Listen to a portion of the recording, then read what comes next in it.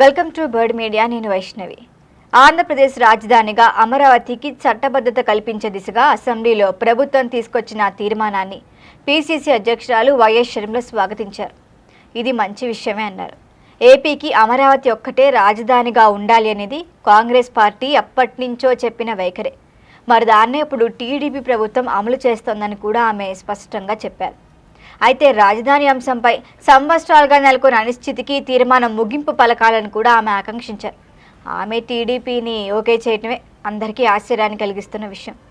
ఇక విభజన చట్టంలో అమరావతి పేరును స్పష్టంగా చేర్చడం ద్వారా భవిష్యత్తులో పాలకులు మారినా కూడా, ఇన్కేస్ టీడీపీ రాకుండా వేరే ఏ గవర్నమెంట్ వచ్చినా కూడా రాజధాని మార్పుల గందరగోళం తలెత్తకుండా రక్షణ లభిస్తోందని కూడా షర్మిల అభిప్రాయపడ్డారు. ఇది రాష్ట్ర దీర్ఘకాల ప్రయోజనాల దృష్ట్యా అవసరమని కూడా చెప్పారు. మరిప్పుడు రాజధాని కోసం భూములు ఇచ్చిన వేలాది మంది రైతుల పోరాటానికి తీర్మానం ఒక న్యాయం చేసేడుగా వివరించారు ఆమె. రైతులు మీ మీద నమ్మి, మీ మీద విశ్వాసంతోనే భూములు ఇచ్చారు. గతంలో 3 రాజధానుల ప్రతిపాదన అని ఒక పిచ్చిదొచ్చి మాట్లాడారు. వారు తీవ్ర అనిశ్చితి, ఆర్థిక ఇబ్బందులు ఎదుర్కొన్నారని కూడా విమర్శించారు.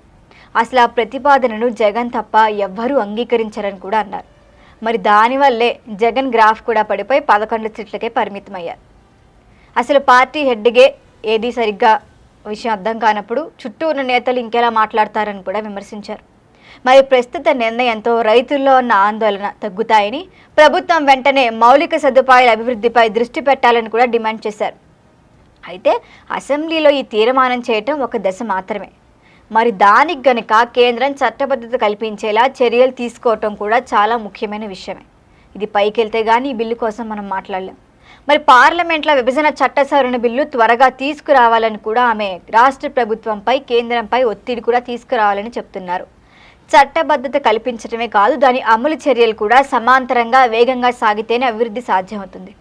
మరి ఇదే సమయంలో రాజధాని నిర్మాణానికి అవసరమైన నిధుల అంశాన్ని కూడా మనం ప్రధానంగా లేవనెత్తాల్సిన అంశమే. కేవలం గెజెట్ నోటిఫికేషన్లో పేరు ఉండటం సరిపోతుందా? ఖచ్చితంగా కాదు.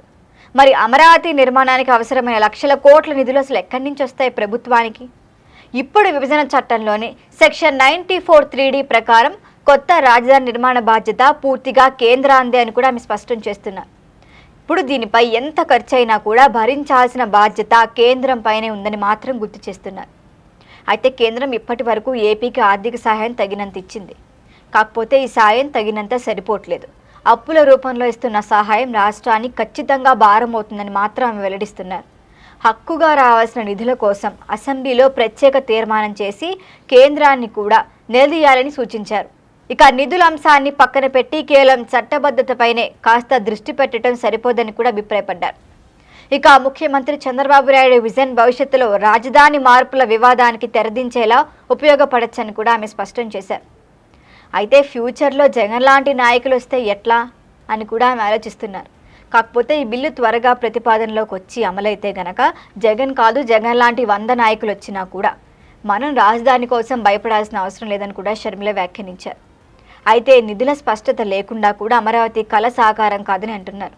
కేంద్రం నుంచి పూర్తి ఆర్థిక మద్దతు రాకపోతే నిర్మాణ భారం కూడా ఖచ్చితంగా రాష్ట్ర ప్రజలపైనే పడే ప్రమాదం ఉంది.